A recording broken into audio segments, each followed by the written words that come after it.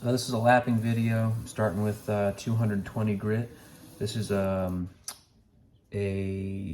Starrett Machinist Precision Ground flat stone. And when you're machining things, this is normally used to double check exactly how flat things are. What a machinist will do is they'll roll an ink on here, and then they'll place their piece of metal that they just machined down on it. And wherever the low spots are, will get ink on them, and the high spots won't. And that's how they can double check if they're done grinding something flat. This, both the cooler and the IHS on the 12600K Intel chip are not flat. But worse than not being flat, the Zalman cooler wasn't even smooth. It had a lot of ridges in it from just rough machine work. So I drew a little hatch mark on here before I started, and you can see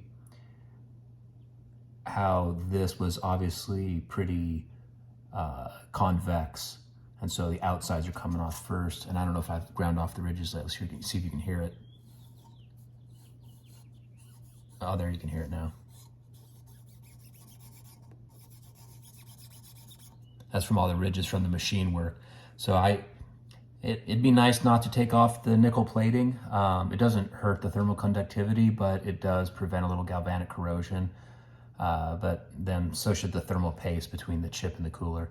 So I'm just going to take this down until I get off the hash marks, and then I'll step down from 220 to 400, and then probably finally down to 800 or 1000, just to get this nice and smooth so that it conducts heat a little better.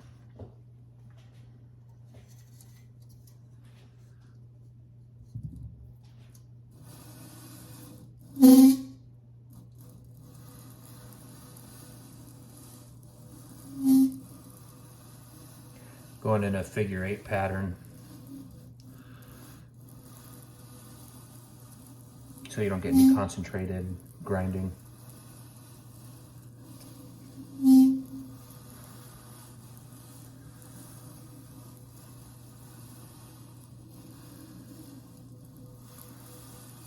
If we can get the cooling good enough, we should be able to overclock that i5 12600K to 5.2 gigahertz.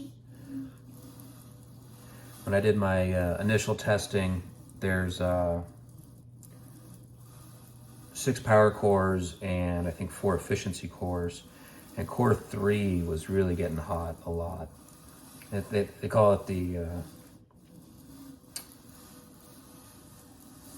silicon lottery. You never know how fast your chip's going to be, and sometimes you get one core that runs a little hotter and less efficient than the others, and then that's the one that kind of ends up limiting everything. But one of the nice things with these new motherboards is it'll actually let you go in and overclock individual cores. So we can leave that core 3, down only overclocked, maybe 200 megahertz, and then just crank some of the other ones. And right now, for some reason, a lot of the gaming benchmarks are actually turning up faster with the DDR4 memory versus the new DDR5 memory, which should be faster. And I think eventually Windows 11 is going to have features that allow it to take better advantage of the DDR5 memory and the multiple cores.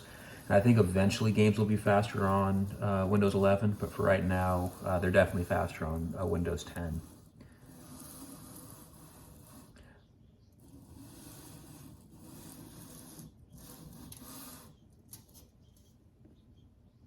So that's lapping.